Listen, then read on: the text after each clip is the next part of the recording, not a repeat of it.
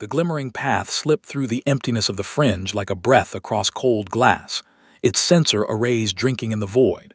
Commander Quill stood at the primary observation station, his sensory bristles fanned wide, tasting the electromagnetic whisper of distant stars.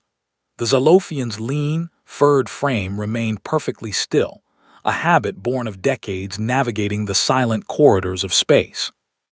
The Accord of Worlds had sent his Deep Scout vessel to chart mineral deposits in a sector everyone else had forgotten. Standard procedure. Routine. The sort of mission given to an aging commander whose political patrons had all retired or died. Anomaly ahead, his navigator chirped, a young Zolophian with bristles only half lengthened. Energy signature, refined, large scale. Quill's inner eyelids flicked. Source. Uncertain, but it's not natural. He pulled the data onto his display. A moon, airless and cratered, orbited a dead gas giant. From its shadowed face, a thermal bloom radiated, heat from industrial processes, cooling systems, propulsion tests. The signature was far too organized for any geological event. The glimmering path crept closer, using the gas giant's magnetosphere to mask its approach. Quill cycled through optical filters. The moon's surface resolved and his breathing halted. A shipyard, not a small makeshift repair dock, a tiered, kilometer-wide construction matrix carved into the moon's crust. Gantries spidered across chasms, and within their grasp hung warships. Actual, fully armed warships, their hulls angled in aggressive geometries that spoke of human design philosophy. Human, the word struck him like ice water down the spine. Magnify Grid 7, Quill ordered. The image sharpened. There on the prow of the nearest vessel, a symbol blazed, a circle bisected by a rising arc, stars scattered around it. The emblem of Earth, outlawed from every Accord database after the banishment. But the banishment was supposed to have reduced Earth to a single system backwater, cut off from interstellar trade, withering under sanctions. This was not withering. This was proliferation. Full spectrum recording, Quill said, voice low. We need to jump out of. The ship shuddered. A rippling shockwave swept through the glimmering path's hull, and every console flared with intrusion alerts. Quill grabbed the stabilizer bar as artificial gravity wobbled. They've got us in a tether beam, the navigator barked. Focused, military grade, they knew we were here before we spotted them. On the main display, a shape detached from the moon's highest docking platform. It was larger than anything the Accord allowed in this sector, a ship that should not exist, moving with the predatory grace of a creature that had never learned to fear the dark. Its hull absorbed sensor pings, leaving behind only a silhouette and that burning human crest. The tether beam tightened, hauling the scout ship toward the open hangar bay, and Quill's bristles flattened in involuntary submission. He had spent 30 cycles exploring the unknown, but he had never encountered a force so completely, terrifyingly prepared. The hangar swallowed them. The transmission came moments later, voice only, calm, and perfectly enunciated in High Zolophian. Commander Quill of the Accord Survey Division, you are aboard the human warship Indomitable Resolve. Power down and prepare to be received. Your vessel will not be harmed. Quill's navigator stared at him, pupils wide. They know your name. Yes, Quill said, the weight of the discovery pressing on his chest. And they want us to know they know. He reached over and manually shut down the drives. There was no running now, only the slow, terrifying walk toward answers. Part 2. The hangar bay stretched vast and unadorned, filled with orderly rows of strike craft and the faint hum of systems that never truly slept. Quill stepped off the boarding ramp onto deck plating that felt solid enough to anchor a mountain. Human crew members moved in the distance, their movements efficient, their voices clipped and professional. 2 armed escorts fell in beside him, their weapons held at rest but ready. The escort leader, a woman with close-cropped dark hair and a face that revealed nothing, gestured forward. Captain Voss awaits you, Commander. Quill's sensory bristles tracked every detail, The air, scrubbed and slightly warmer than his species preferred. The lighting, calibrated to a yellow-white spectrum. The insignia of the rising arc repeated on every surface. A constant reminder that this was no rogue outpost but a fully realized martial culture. The corridor opened into a briefing chamber, its central table projecting a holographic star map. The region displayed was not the fringe, it was the entire Orion spur, with systems highlighted in gold, red, and soft blue. Many of those systems were marked with the human emblem. Captain Alara Voss turned from the map. She stood tall, shoulders set, her uniform crisp and functional. Her eyes, a deep brown, held neither hostility nor warmth, simply the steady, evaluating patience of someone who had already run every possible scenario. "Commander Quill," she said, her voice carrying the same controlled calm from the transmission. "Thank you for not resisting. I trust your crew is unharmed." "They are," Quill replied, his translator working smoothly, "though I suspect my vessel's autonomy has been compromised." "A temporary necessity." Voss gestured to a seat and Quill took it, his bristles still low. "We detected your scout, passive sensors 3 hours before you entered the moon's orbit. Your approach was skilled, but our network is extensive." "Your network?" Quill's gaze swept the holographic systems. The Accord believed Earth's interstellar reach ended with the banishment. Clearly, that was a miscalculation. Voss didn't smile, but something flickered behind her expression, satisfaction perhaps, or old grief. The banishment was intended to isolate humanity, to strip us of allies, resources, and relevance. Instead, it removed every restriction the Accord had placed on our expansion. No quotas, no oversight commissions, no permission requests, just open space and a very strong motivation. Quill leaned forward. "You've built an empire." "We've built a coalition," Voss corrected, her tone sharpening just slightly. "Species the Accord classified as incompatible, too warlike, too strange, too ambitious. They came to us. The Kethrar engineers who were denied research licenses because their methods were extreme. The Dramok assault troops expelled from Council forces after their hierarchy was deemed unstable. The Ulathi navigators whose empathic abilities made the Council uncomfortable. They all found a place here." She rotated the star map and the true scope unfurled. Dozens of worlds, hundreds of stations, supply lines threading through nebulae and dark space. This was not a rebellion. This was a parallel civilization, growing in the Accord's blind spot. "Why show me this?" Quill asked, his throat tight. "You could have destroyed my ship. You could have kept me prisoner." "Because you're going to take a message back," Voss said. "But first, you need to understand what we're about to do. Tomorrow, we move on the Rana system. The Accord abandoned it years ago. We're going to reclaim it, rebuild it, and declare it the new capital of the Orion Compact. The Accord can witness it or they can ignore it, but they will not stop it." She stepped closer, and Quill felt the full weight of her presence, not threatening but undeniable. "You call yourselves an empire," she said softly. "We prefer to think of it as the answer to a question no one had the courage to ask." Part 3. The nebula's violet tendrils coiled around the fleet like sleeping serpents, hiding the immense assembly from any passing sensor sweep. Quill stood beside Voss on the observation deck of the indomitable Resolve, his eyes struggling to count the ships arranged in silent tiers. There were human vessels, sleek destroyers, boxy carriers, and the unmistakable dreadnoughts with their forward-swept prows. But interspersed among them were designs he had only glimpsed in restricted Accord archives. Kethrar Ford ships, their hulls studded with modular construction pods, drifted alongside Dramok battle cruisers whose angular plating bristled with close-range weapon clusters. Ulathi navigation cutters danced between the larger ships, their pilots linked in a low-level empathic web that allowed the entire fleet to move as one organism. "You integrated their technologies," Quill murmured, his bristles rising with involuntary admiration. "This isn't an alliance of convenience, it's a merger." Voss nodded, her arms folded. The Accord spent centuries cataloging differences, measuring compatibility indexes and cultural divergence quotients. They treated cooperation like a chemical reaction that could only work under precise conditions.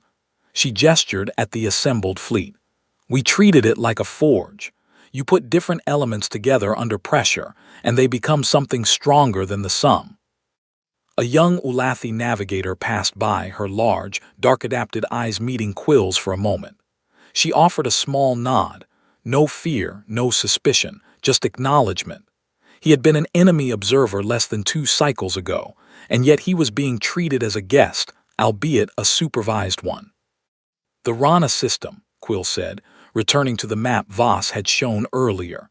It was evacuated after the Minrash spire collapsed. The geological damage made it a dead zone. No one's gone back in 11 standard cycles. No one from the Accord, Voss said. Our survey teams found that the collapse exposed a deep mantle vein rich in heavy elements.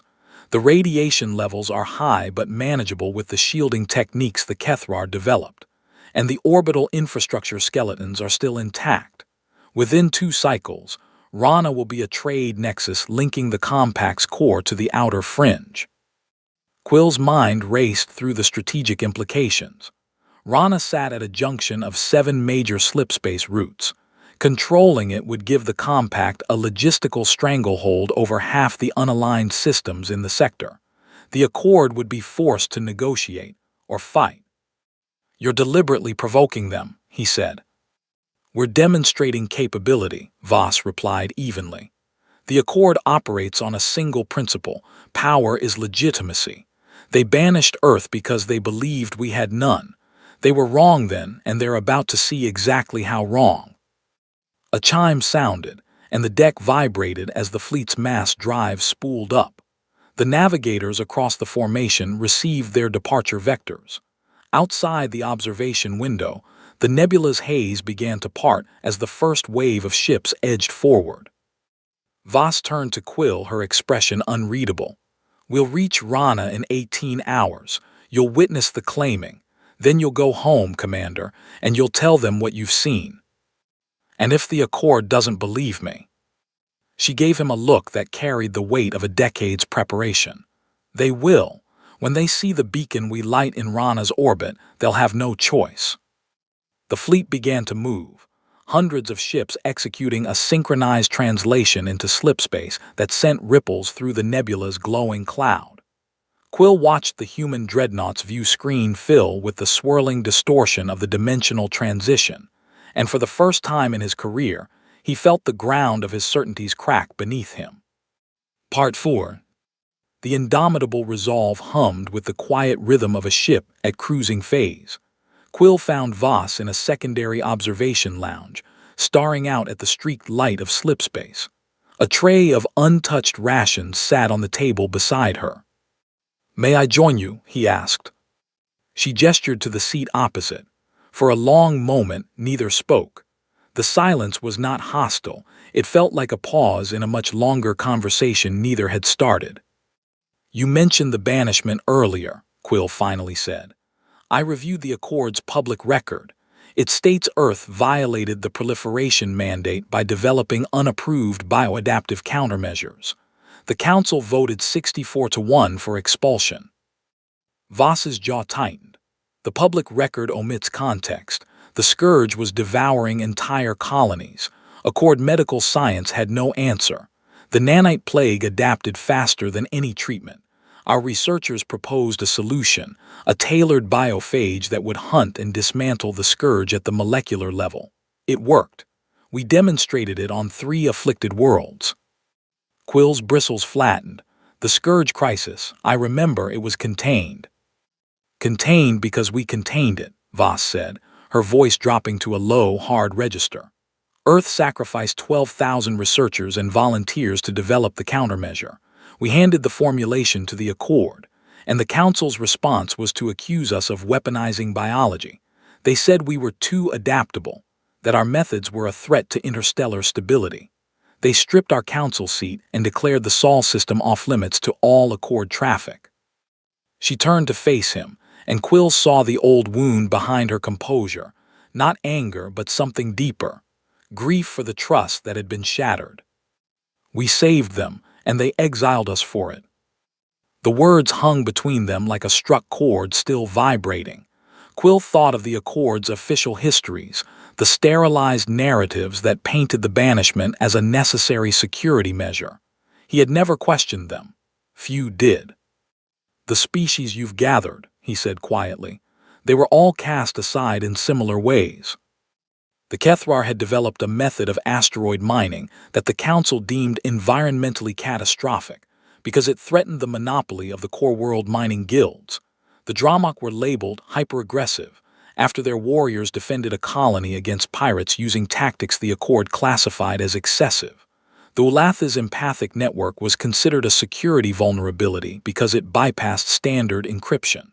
Voss leaned back. None of them were dangerous. None of them were unstable. They were inconvenient.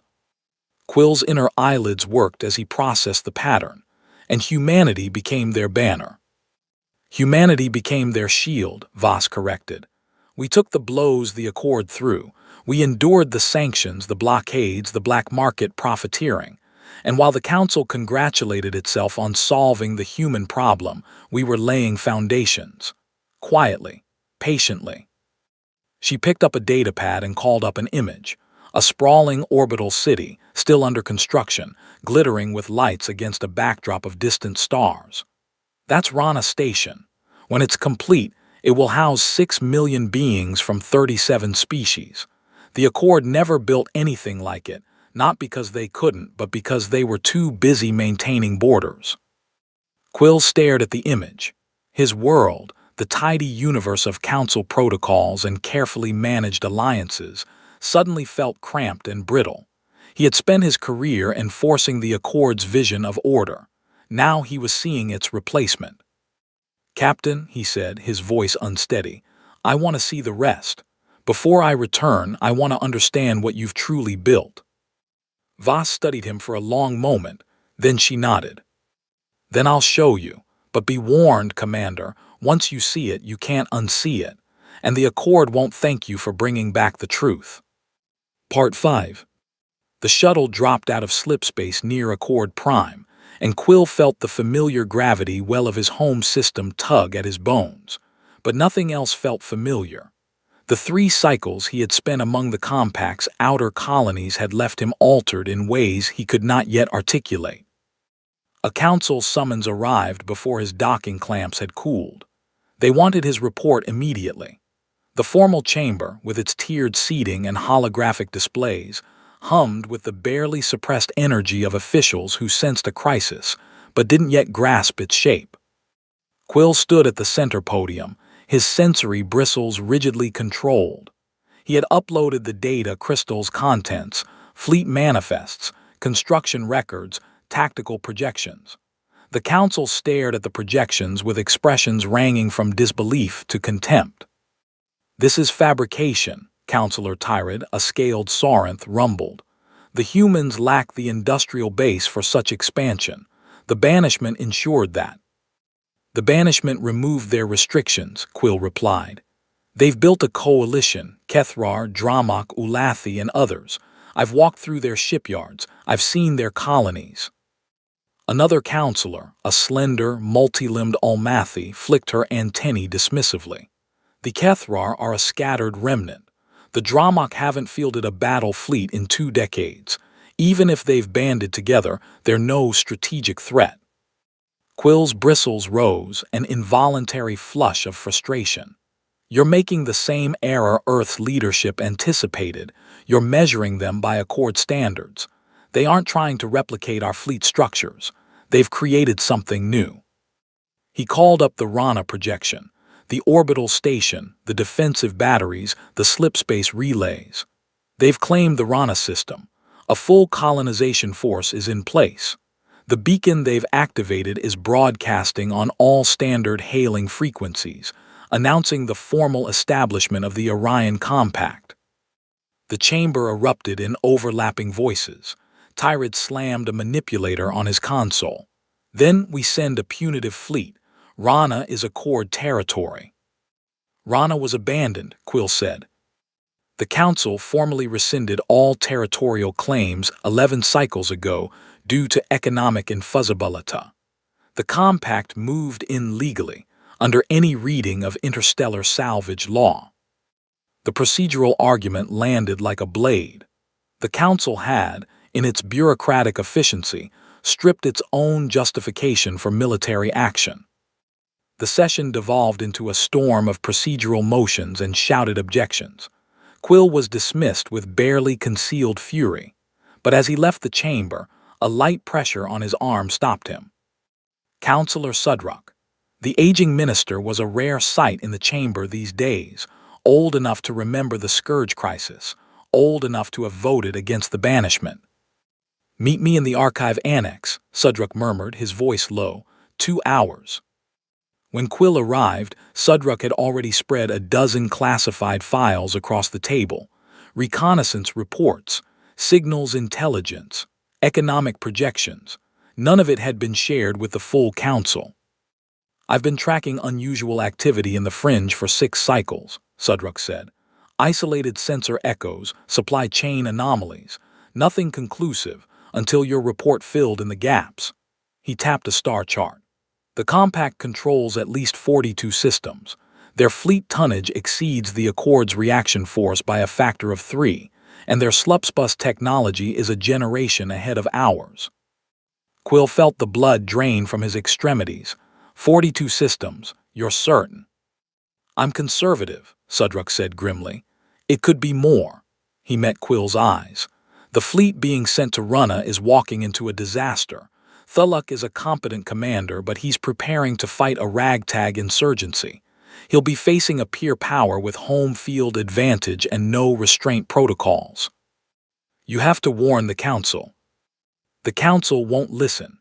Turad and his faction are already calling you a compromised source. They'll spin this as human propaganda until the first shots prove otherwise." Sudrock's voice hardened. "But someone needs to be at Runna who can negotiate when the shooting stops. Someone the compact might still trust."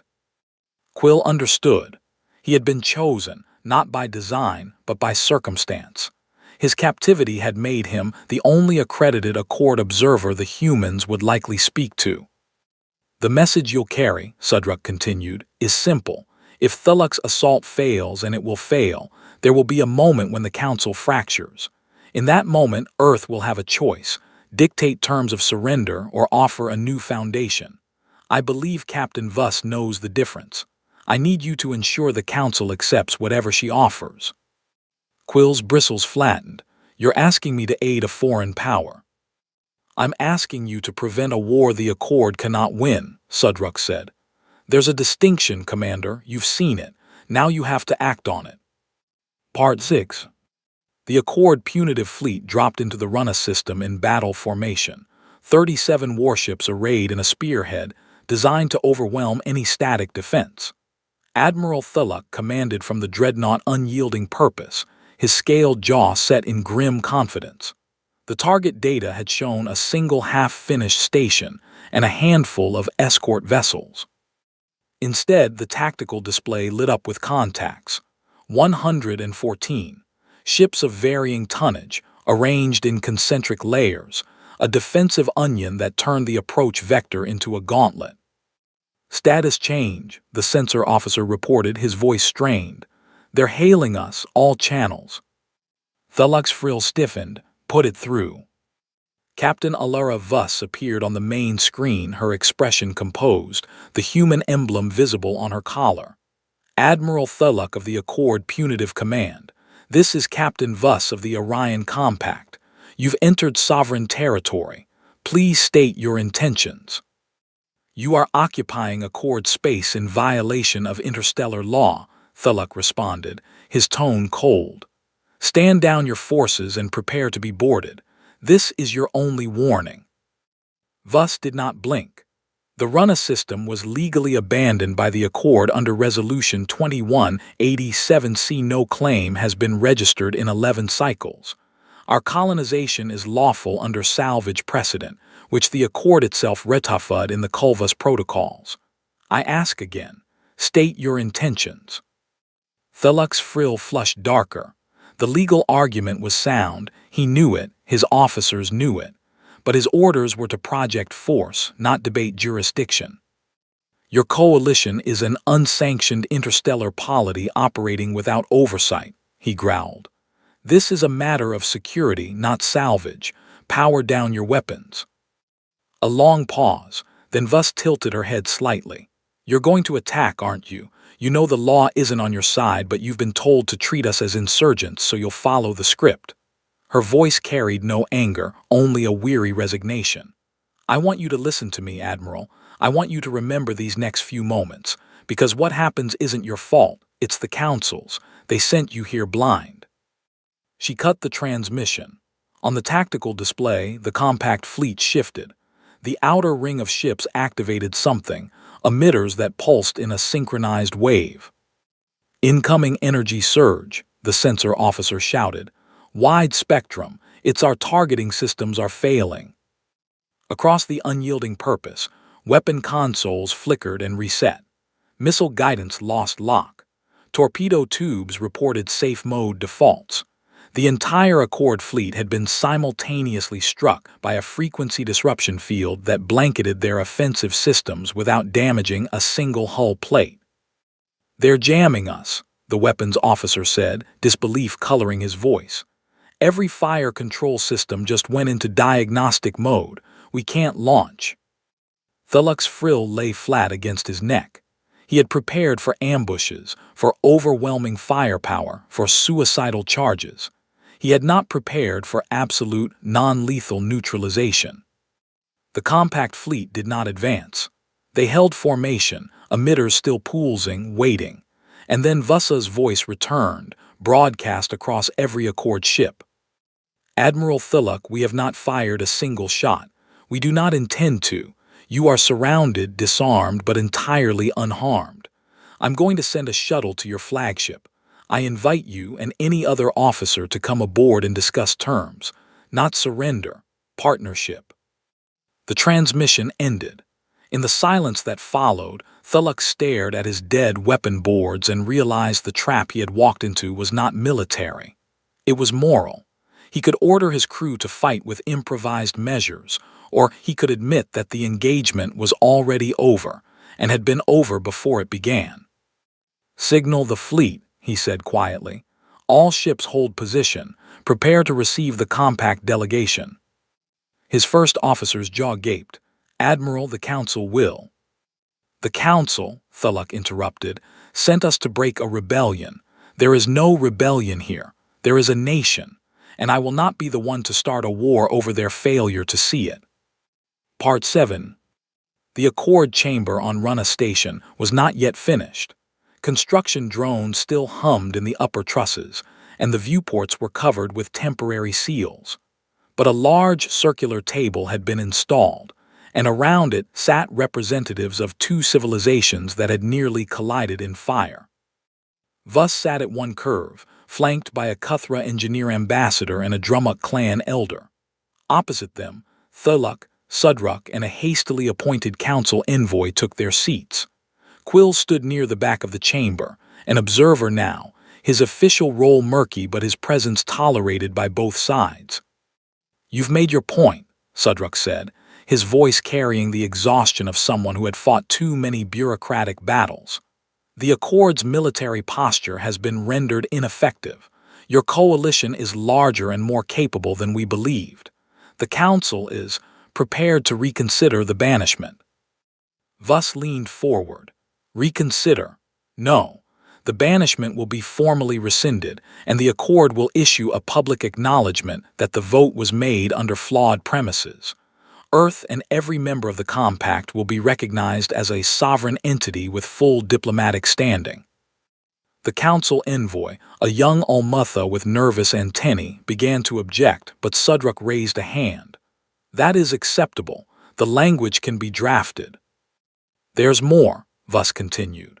The Accord's current charter forbids multi-species polities from holding council membership unless they meet a graded compatibility index.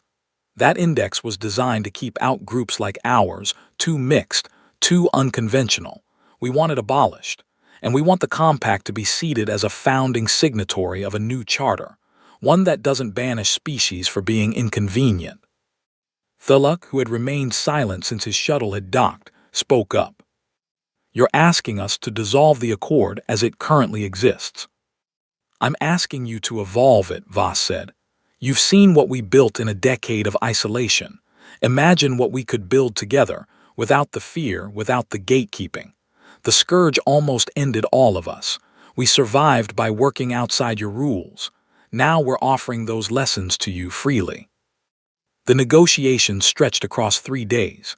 There were arguments, walkouts, tense silences. But Cedric had come with pre-written authorization from a growing faction of council members who saw the writing on the wall. The old order was collapsing under its own rigidity. The compact wasn't just a rival, it was a lifeboat. On the final day, the document was signed. Not a surrender, but a merger of institutions. The Accord would retain its administrative core, but the compact would join as an equal partner, its systems and technologies integrated over the next 5 cycles. Earth's banishment was formally expunged from the record, replaced by a citation of valuable contributions to interstellar resilience. Quill found Voss on the observation deck after the ceremony. The station's outer seals had been opened, and the viewport framed the completed slipspace relay, a towering ring of alloy and light, ready to anchor the new trade routes. You knew this would happen, Quill said. From the start. The capture, the tour, the message. You planned for the Accord to send a fleet, and you planned to disarm it without a single casualty. Voss didn't deny it. We needed a moment that couldn't be spun, a battle nobody could call an atrocity, a victory that forced conversation instead of escalation. And if Thalik had fired, then we would have defended ourselves, but we gave him every reason not to. She turned to face him, her expression softer than he had ever seen it. You were part of that, Quill. Your testimony, your presence, it shifted the narrative. You gave the Council's moderates evidence they could use. Quill's bristles rose slowly. I was a prisoner who turned into a courier. You were an observer who chose to see clearly, Voss said. That's rarer than you think. They stood together, watching the relay's light sequence through their activation cycle. Ships from both sides were already docking at the station, their crews mingling in the corridors below, speaking in halting translations and shared gestures of cautious optimism. The empire Earth had built was not one of domination. It was an empire of invitation, a structure designed to welcome the abandoned, the underestimated, the cast aside. And now, it had forced the galaxy's greatest power to sit at the same table and ask to join. Quill's inner eyelids flicked as a new thought surfaced. Captain, what happens when the rest of the Accord sees the full scope of what you've accomplished? The colonies, the tech, the alliances, it will take cycles for them to absorb it all. Voss allowed herself the faintest curve of her lips, not a predatory smile, but something approaching hope. Then we'll give them cycles. We're patient. We've had a lot of practice at being patient. Outside the viewport, the slipspace relay flared to life, casting a golden glow across the hulls of ships from a dozen worlds. The Orion Compact was no longer a secret. It was a foundation. And Earth, once banished, had built not merely a fleet, but a new way forward.